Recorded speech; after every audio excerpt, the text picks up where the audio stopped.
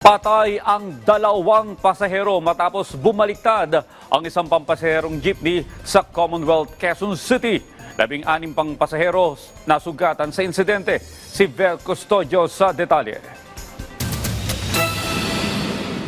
Makikita sa CCTV footage ang pagbangga ng isang traditional jeepney sa modernized jeep hanggang sa tumaob ito at nadamay ang isa pang kotse sa northbound lane ng Commonwealth Avenue. Nakahandusay at wala ng buhay ang dalawang pasahero mula sa bumaliktad na jeepney, habang 16 naman ang sugatan at dinala sa iba't ibang ospital sa Quezon City. Kaagad naman rumisponde ang mga pulis para hindi na mamuo ang traffic sa kalsada. Kasalukuyan nang nasa kustudiya ng QCPD ang driver na tumaob na jeep. As part of our SOP, dinala po namin siya ngayon para mag-undergo ng alcoholic breath analyzer test and drug test po. Haharapin ng driver ng jeepney ang mga kasong reckless imprudence resulting in multiple homicide, multiple injuries, and damage to properties.